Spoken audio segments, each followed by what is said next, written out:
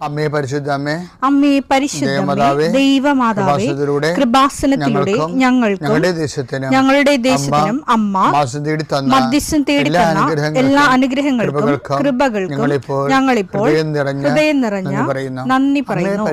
അമ്മേ പരിശുദ്ധമ്മേ, ദൈവമാതാവേ, 2004 ഡിസംബർ 7 ഉച്ചകഴിഞ്ഞ് 2:30 കൃപാസനത്തിൽ സംഭവിച്ച അമ്മയുടെ പ്രത്യക്ഷപ്പെടലിനെ കുറിച്ച് തിരുസഭയ്ക്ക് സമർപ്പിച്ചിരിക്കുന്ന പഠനരേഖകളുടെ മേൽ സഭാത്മകമായ പഠനം ആരംഭിക്കുവാൻ ഞങ്ങൾ പ്രാർത്ഥിക്കുന്നു.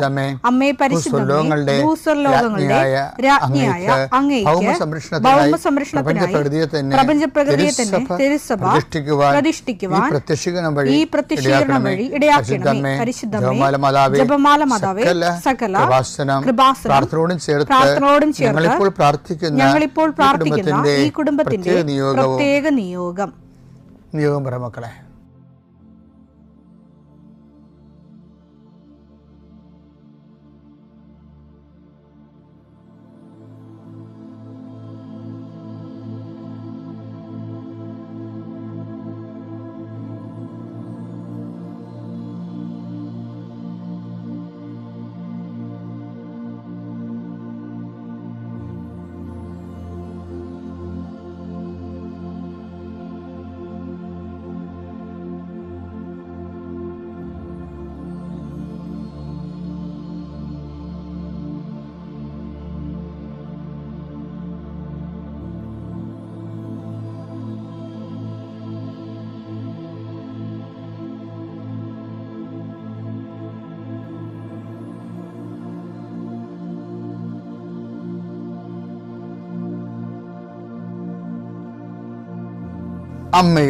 അമ്മയുടെ പ്രത്യക്ഷീകരണത്തിന്റെ ഈ അനുഗ്രഹവേളയിൽ ഞങ്ങൾക്ക് സാധിച്ചു തരുവാൻ കനിയണമേ.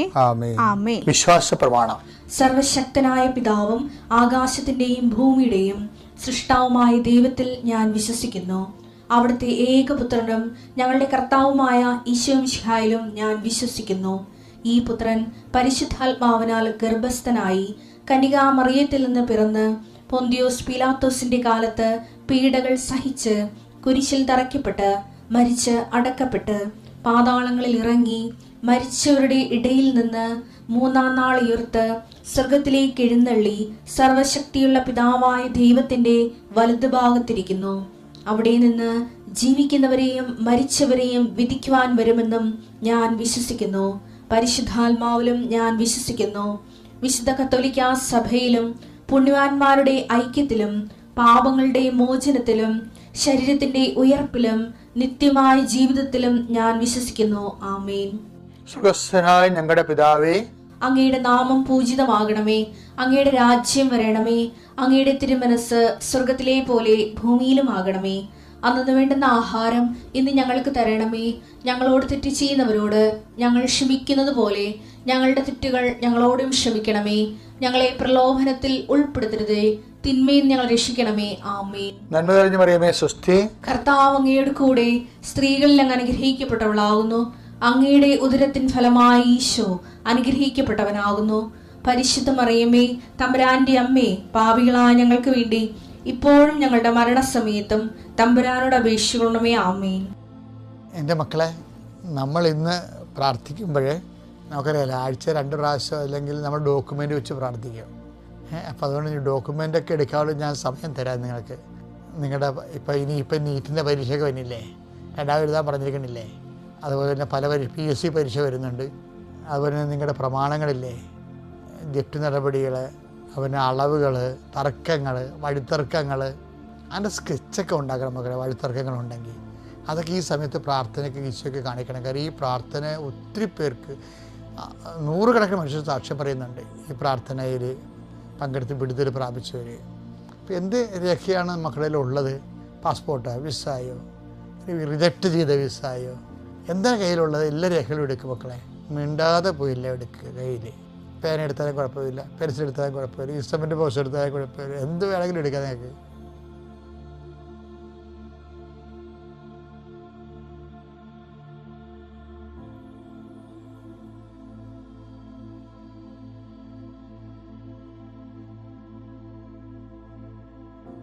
കർത്താവെ, നിൻ്റെ ഉന്നതമായ നാമത്തിന് സ്വസ്ഥം ചെയ്യുന്ന കർത്താവെ, അങ്ങയുടെ മക്കൾ അവരുടെ ജീവനോപാധികൾക്ക് മാധ്യമമായ എല്ലാ രേഖകളും അവരുടെ കൈകളിലേക്ക് അവർ കൊണ്ടുവന്നിരിക്കുകയാണ്. കർത്താവ്, സർട്ടിഫിക്കറ്റുകളുണ്ട്, പ്രമാണങ്ങളുണ്ട്, പാസ്പോർട്ടുണ്ട്, പല അപേക്ഷകളുണ്ട് ഈശോയെ. ചില ഹോസ്പിറ്റലുകളിലും ചില സ്ഥാപനങ്ങളിലൊക്കെ കൊടുത്തിരിക്കുന്ന അപേക്ഷകൾ, അതിന് തീരുമാനങ്ങളില്ല. വീടിന് നമ്പറിട്ട് കൊടുക്കാൻ വീണ്ടും നമ്പർ കിട്ടാൻ വേണ്ടി വില്ലേജ് ഓഫീസിൽ കൊടുത്തിരിക്കുന്നവരുണ്ട്, പഞ്ചായത്തിൽ കൊടുത്തിരിക്കുന്നവരുണ്ട്. പക്ഷേ ഇതൊക്കെ നമ്പറിട്ട് കിട്ടിയിട്ടില്ല. അതിൻ്റെ രേഖകളുണ്ട് ഞങ്ങളുടെ കയ്യിൽ. കാര്യം കർത്താവ് അടക്കത്തില്ലെന്ന് പറയുന്ന രീതിയിൽ റീസർവേക്ക് വെച്ചിരിക്കണം എന്നൊക്കെ പറഞ്ഞുകൊണ്ട് നമ്മളെ വിഷമിപ്പിക്കുന്ന രേഖകളുണ്ട്. നിങ്ങൾ ഓരോ സ്ഥലങ്ങളിലേക്ക് വിടാനുള്ള ജോബ് ആപ്ലിക്കേഷൻസ്, ജോലിക്ക് വേണ്ടിയുള്ള അപേക്ഷാ ഫോറങ്ങളുണ്ട് ഈശോയെ. കല്യാണ സർട്ടിഫിക്കറ്റുകൾ, അതുപോലെ തന്നെ കല്യാണക്കുറികൾ.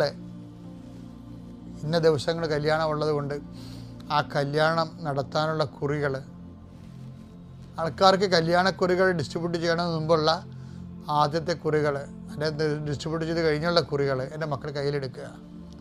ഇപ്പോൾ പരിശുദ്ധ അമ്മ അതെല്ലാം ആസ്വദിക്കാൻ വേണ്ടി ഈശോയ്ക്ക് മധ്യസ്ഥം വഹിക്കേണ്ട സമയമാണ്.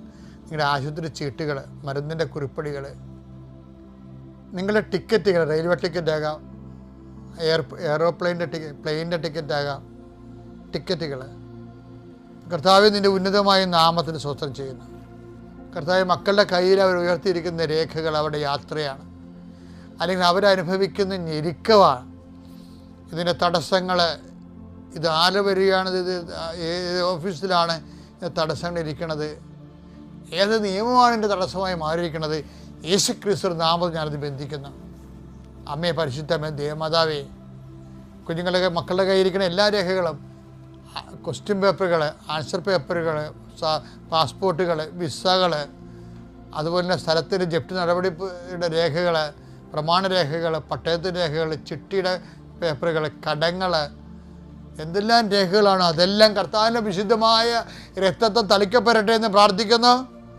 എൻ്റെ കർത്താവിൻ്റെ ഉന്നതമായ നാമത്തിൽ ആശീർവദിക്കണമേ. രോഗികളെ ആശീർവദിക്കുന്നു, ജീവിത പ്രതിസന്ധിയിലിരിക്കുന്നവരെ ആശീർവദിക്കുന്നു. തൊഴുത്തിലും അതുപോലെ ആനിമൽ ഫാമിലും കോഴി വളർത്തുന്ന സ്ഥലങ്ങളിലും പലതരത്തിലുള്ള രോഗങ്ങൾ മൂലം ജീവിതമാർഗ്ഗങ്ങൾ മുട്ടിപ്പോവുകയും മൃഗങ്ങൾ മരിക്കുകയും പ്രസവിക്കാതെ പ്രസവം മുട്ടിയിരിക്കുകയും വരുമാനമില്ലാതെ വിഷമിക്കുകയും ചെയ്യുന്ന എല്ലാ മേഖലകളും കർത്താവേ, നമ്മൾ ഉണ്ടാക്കുന്ന ഉൽപ്പന്നങ്ങൾ വിറ്റഴിക്കാൻ പറ്റാത്ത അവസ്ഥയിൽ വീട്ടിൽ കുന്നുകൂടി കിടക്കുന്നവരുണ്ട്. കുരുമുളകും ഏലവും ഉൾപ്പെടെ, അതുപോലെ പല കായ്ഫലങ്ങൾ വിൽക്കാൻ പറ്റാതെ വീട്ടിൽ കൂട്ടിയിട്ടിരിക്കുന്നവരുണ്ട്, കൂട്ടിക്കിടന്ന് നശിച്ചു പോകുന്നുണ്ട്. തർക്കപ്പുരയിടത്ത് തേങ്ങ മുളച്ച് കിടക്കുന്നവരുണ്ട്. കർത്താവേ, ആൾക്കാർക്ക് എടുക്കാൻ പറ്റാത്തത് കേസായി കിടക്കുന്നവരുണ്ട് ഈശോയെ. അതിൻ്റെ മേലെല്ലാം എസക്കേൻ്റെ താഴ്വര, അസ്ഥികളുടെ താഴ്വര എന്ന പോലെ കർത്താവിൻ്റെ ആത്മാവ് ജ്വലിച്ചുകൊണ്ട് ബന്ധങ്ങൾ അഴിഞ്ഞു മാറട്ടെ പ്രാർത്ഥിക്കുന്നു. എൻ്റെ കർത്താവിൻ്റെ ഉന്നതമായ നാമത്തിൽ, സഭയുടെ അധികാരത്തിൽ, കുരിശിൻ്റെ അടയാളത്തിൽ, ദൈവത്തിൻ്റെ ശക്തിയാൽ നീ പോകുന്ന വഴികളിൽ സഞ്ചാരി മാതാവ്, സമയത്തിൻ്റെ അധികാരി, നിനക്ക് സന്ധിപ്പ് സമാധാനം നൽകട്ടെ, സൗഖ്യം നൽകട്ടെ. നിത്യം പിതാപുത്രനും പരിശുദ്ധാത്മാവായ സർവ്വീശ്വരെ നീക്കുവാമേ. എൻ്റെ പ്രിയപ്പെട്ടവരെ, നമ്മളിന്ന് പലതരത്തിലുള്ള ദൈവസഹായങ്ങളെക്കുറിച്ചാണ് നമ്മൾ ചിന്തിക്കുന്നത്. ഇപ്പോൾ ചിലരൊക്കെ ഈ തൊഴിൽ സംരംഭകരില്ലേ, ഇന്നൊരു സംരംഭക എൻ്റെ അടുത്ത് പ്രാർത്ഥിക്കാൻ വന്നായിരുന്നു. ഇന്നല്ല, കഴിഞ്ഞ ദിവസം. ഇപ്പോൾ അവരൊരു ഫ്രഷ് തേനിൻ്റെ ഒരു ആൽബം എനിക്ക് തന്നു. ഭയങ്കര എക്സിക്യൂട്ടീവ് ആൽബം, നല്ല രസമാണ് കാണാൻ. അപ്പോൾ അവർ പറഞ്ഞിരിക്കുന്നത്, ഞാൻ സംരംഭകയാണ്, എനിക്ക് വേണ്ടി പ്രാർത്ഥിക്കണമെന്ന്. അതാണ് ഒരു ഉടമ്പടി എടുത്തിട്ട് പറഞ്ഞിരിക്കുന്ന കാര്യം. പുതിയ സംരംഭകരൊക്കെ ചെയ്യണമെന്ന് അറിയാമോ? ഈ കേരളത്തിൽ വ്യവസായ കേന്ദ്രം എന്നും പറഞ്ഞ് എല്ലാ ജില്ലയിലുണ്ട്. ഖാദി ബോർഡ്, വ്യവസായ കേന്ദ്രം. അപ്പോൾ പുതിയ സംരംഭകർ എന്ത് ചെയ്യണത്, അവരുടെ ഈ ഖാദി ബോർഡും വ്യവസായ കേന്ദ്രമൊക്കെ കുറേ സെമിനാറുകൾ നടത്തും. എന്നിട്ട് നമുക്ക് സ്വന്തം നിലയിൽ ചെയ്യാവുന്ന സബ്സിഡിയുള്ള കുറേ വ്യവസായ സംരംഭങ്ങളെക്കുറിച്ച് അവർ നമുക്ക് പറഞ്ഞു തരും. അതിൻ്റെ ലീഫ്ലെറ്റൊക്കെ തരും. അപ്പം നമ്മൾ നോക്കണത്, ആ ലീഫ്ലെറ്റ് എടുത്തിട്ട് നമുക്ക് എന്ത് ചെയ്യാൻ പറ്റും? പന്നി വളർത്തൽ, കോഴി വളർത്തൽ, തേൻ ശേഖരണം, മെഴുകുതിരി നിർമ്മാണം, അങ്ങനെ കുറേ സാധനം. ഏതിനാണ് സബ്സിഡി ഉള്ളത്, ഏതാണ് നമ്മുടെ സഹകരണം ചെയ്യാൻ പറ്റണമെന്ന് നോക്കും. അപ്പോൾ അങ്ങനെയാണ് ആൾക്കാർ ഓരോ വ്യവസായമൊക്കെ തുടങ്ങണതേ സ്വന്തമായിട്ട്, പിന്നെ ഡെവലപ്പ് ചെയ്ത് വരുന്നതാണ്. അപ്പോൾ ഈ സംരംഭകർ ചെയ്യേണ്ടത് ഒരു വിഷയം എന്ന് വെച്ചാൽ, ബൈബിളിലും തിരയണത് വാസ്തവത്തിൽ നമ്മളിതാണ്. ചില സമയത്ത്, എപ്പോഴുമല്ല, എന്തെല്ലാം സഹായം ദൈവത്തിൽ നിന്നുണ്ട്.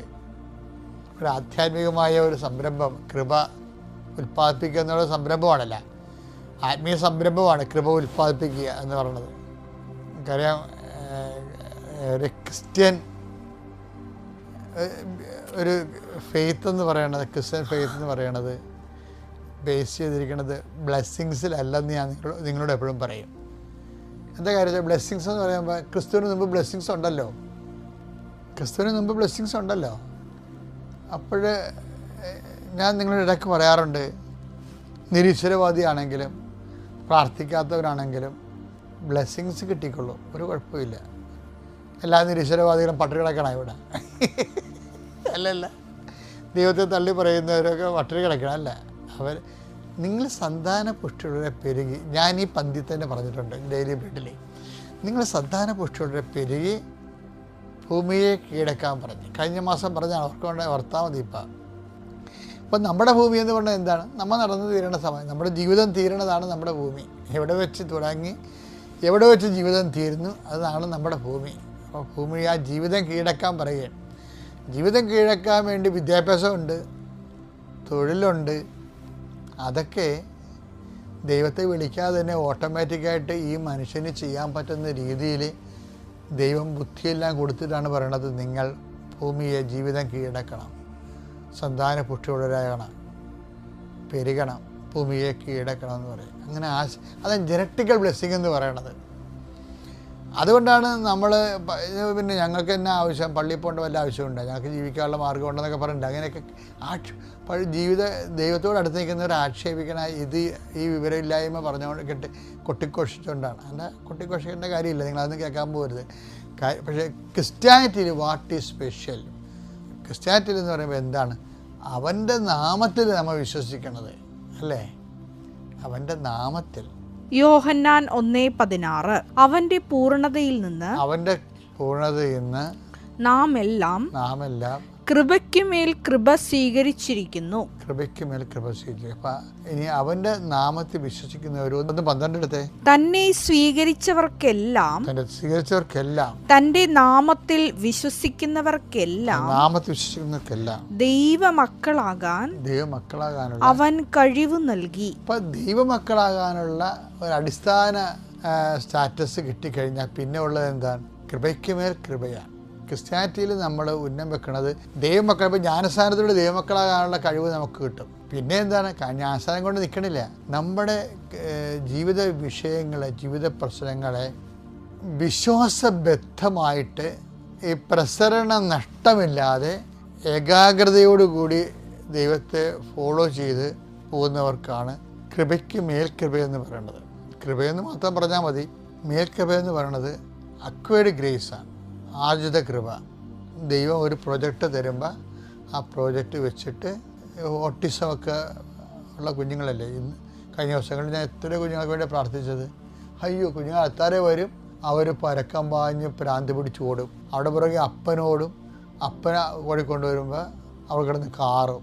അപ്പം നമുക്ക് ഭയങ്കര സങ്കടം തോന്നും. ശരിക്കും നമുക്ക് സങ്കടം തോന്നുന്നത് വെച്ച് കഴിഞ്ഞാൽ ഈ അപ്പൻ എൻ്റെ പുറകെ ഓടുകയാണ്. ചില കുഞ്ഞുങ്ങളെ നമുക്ക് ജോലിക്കും പോകാൻ പറ്റത്തില്ല, ചിലർക്ക് ആരും എക്കത്തുമില്ലല്ല.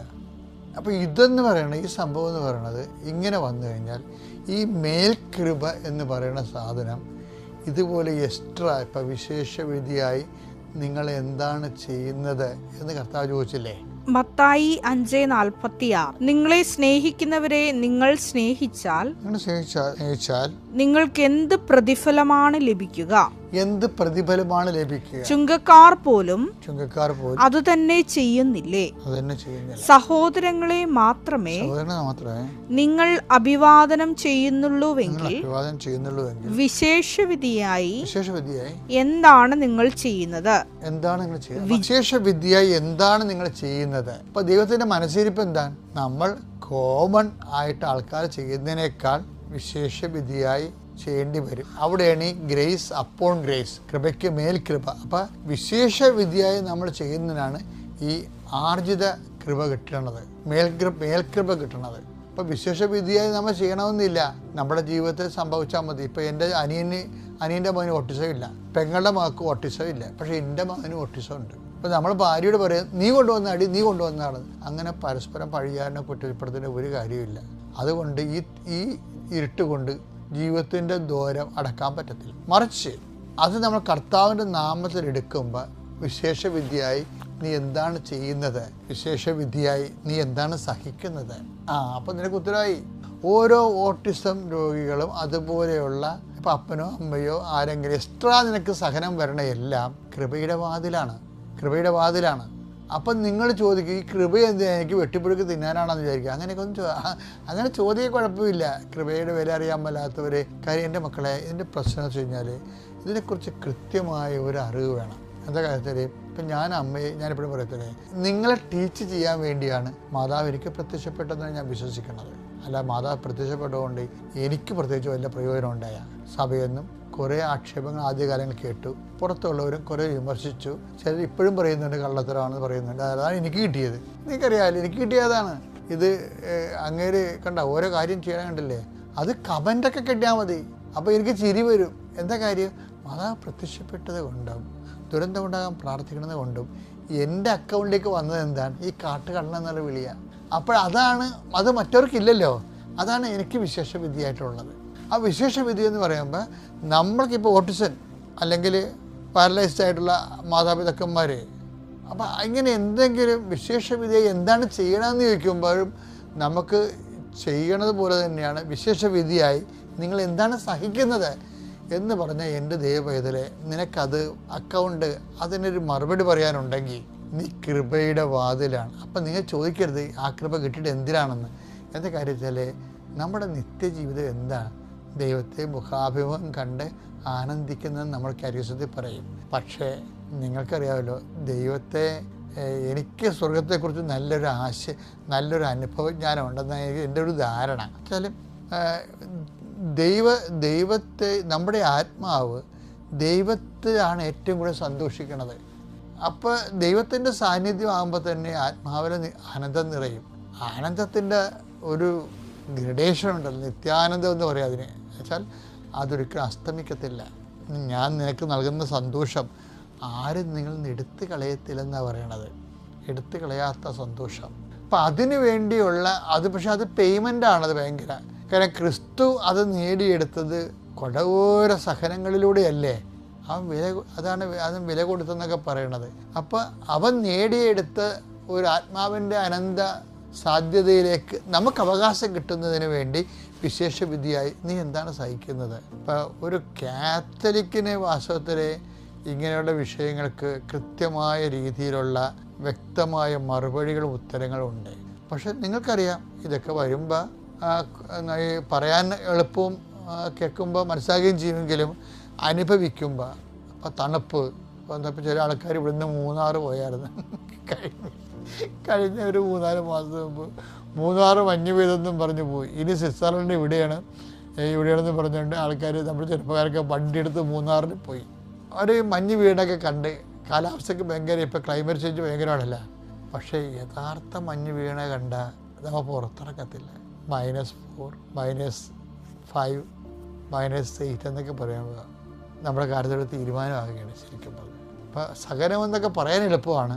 അപ്പോൾ യഥാർത്ഥ സഹനം വരുമ്പോൾ ഇതുപോലുള്ള പ്രശ്നങ്ങൾ നമുക്ക് താങ്ങാൻ പറ്റാതെ വരും. ഇതുകൊണ്ടാണ് ഇതിന് ഗ്രേസ് വേണമെന്ന് പറയണത്. മനസ്സിലായ? ആ ഒരു സാഹചര്യത്തെ നീ അഗ്നിയിലൂടെ നടക്കും, അഗ്നി നിന്നെ വിഴുങ്ങത്തില്ല എന്ന് പറയുമ്പോൾ നീ വെള്ളത്തിലൂടെ പോകും, വെള്ളം നിന്നെ മുക്കിക്കളയത്തില്ല എന്ന് പറയുന്നതിനാണ് കൃപ എന്ന് പറയുന്നത്. ഒരു സാഹചര്യത്തിലൂടെ പോകുന്നു, പക്ഷേ അതിൻ്റെ ആവിയും പുകയും തീയും പൊള്ളലും അനുഭവിക്കാതെ ആ ഒരു അധ്യായം നമ്മൾ ജീവിച്ചു തീർക്കുകയാണ്. അപ്പോൾ ഈ എന്തെങ്കിലും ഈ വിശിഷ്യ സഹനങ്ങളിരിക്കുന്ന ആൾക്കാർ എപ്പോഴും കൃപയെക്കുറിച്ചും നിങ്ങൾക്ക് വിശേഷവിധിയായ കൃപയുമുണ്ട്, അത് മേൽകൃപ എന്ന് പറയണത്. അപ്പം അതിനുവേണ്ടി നിങ്ങൾ ഈ വിഷയം വളരെ ദൈവികമായിട്ട് എടുക്കണം. ദൈവികമായിട്ട് എടുക്കുമ്പോൾ ദൈവം നിങ്ങൾക്ക് അത് അതിജീവിക്കാനുള്ള കൃപ തരും. കാര്യം ദൈവത്തെ ഞാൻ അടുത്ത ദിവസങ്ങൾ അത് നന്നായിട്ട് പറഞ്ഞു തരാം. ചില കാര്യങ്ങൾക്ക് നമ്മൾ എടുക്കേണ്ട തീരുമാനം. അപ്പോൾ നാളെ ശ്രദ്ധിക്കണേ. പിതാവിൻ്റെയും പുത്രൻ്റെയും പരിശുദ്ധാത്മാവിൻ്റെയും